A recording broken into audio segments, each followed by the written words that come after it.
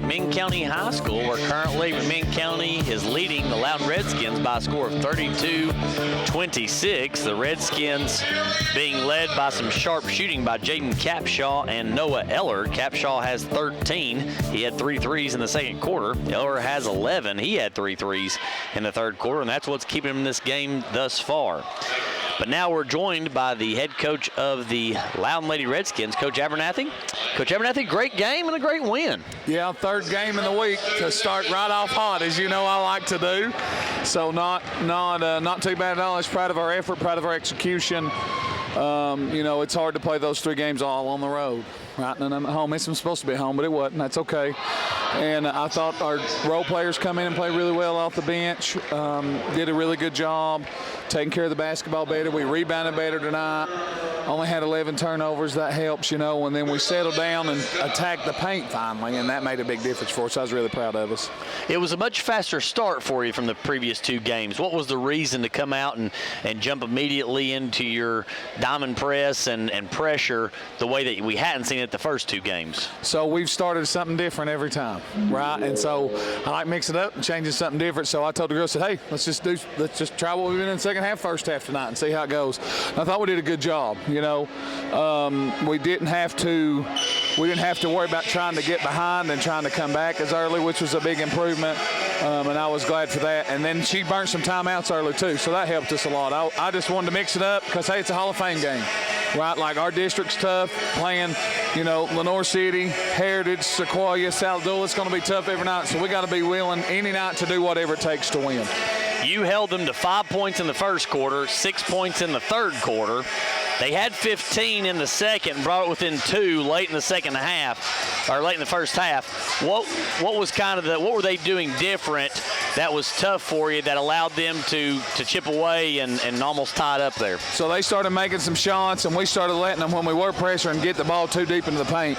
I told the girls, as you know, I'm a stat man, Wiley, and I look at literally everything. 80% of our points before this game against us from our opponents come from inside the paint. I said, and we went right back to that a little bit, where we was letting them come right in the paint and then make either a kick out or a pass to the post. And I said, we've got to cut that mess out.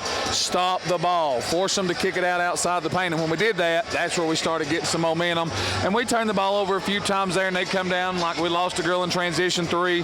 She hit a 3, and that cut it down. And so just doing those things and remembering this is what we got to do night in, night out, that really just get our focus back. And so that kind of helped do that in that moment. Well, in points in the paint, I think probably the biggest thing to me, looking up here, just a lone observer up here, I think that one of the biggest things from points in the paint is you didn't give up as many offensive rebounds tonight. What was the reason? Why was that different from the first 2 games? Well, one, Megs is big. Mcminn not very big. And when 44 was out, they're really smaller. But yesterday, we talked about, I showed them, you're going to probably think this is silly, I showed them a different way that we've not rebounded. And I said, you tell me if this is what we want rebounding. And I showed them each one, every time. The room, unanimously. No. I said, then why are we doing that on defensive rebounding? So yesterday at practice, we covered that. We did a couple drills of some boxing out, getting back in the flow of that, and just, and remembering who we are and what we have to do, because we don't got a bunch of big girls. We've got some girls who's strong and physical and athletic.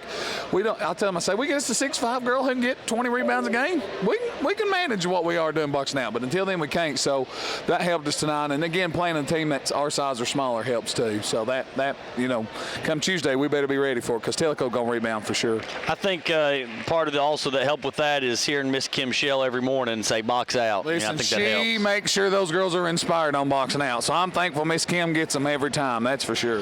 Last coach here is fourth quarter. Basically, the whole fourth quarter, you went zone after being so effective with your pressure and your man-to-man. What was the decision to go zone? So, we hadn't done it, and we come out in our zone trap right off the bat. We got it, and we fouled. So we called timeout. Let's get ourselves together. What are we doing? Did a little mix-up, started trapping them. Boy, they really struggled. It just something different, something to slow them down, just to try to see, because, by that fourth quarter, your legs usually go too. And so this is a big place, big court, nice to play. It's really nice in here. So we wanted, it's hard to make shots late in the fourth if you ain't in real good condition. So we put that to the test. And luckily for us, fortunately, they missed a bunch of shots. We limited them, got the ball, pushed our pace, and got some easy buckets down the stretch, which helped us pull away. So depending on how you look at it, we're either 2-0 or we're 2-1 with the Hall of Fame. We'll so say for 2 you, and we're 1. 2-0. Yeah. Heading into our first regular season game with Tellico. Tellico's always been a pretty tough opponent. Used to be district opponent. What do they have for you? So they're going to be really guard heavy. They don't have a big girl, but man, I'm telling you right now, they got some good guards. They're going to play hard. They're going to man-to-man press us for 94 feet. They played Mcminn County Tuesday, and they did that the entire time.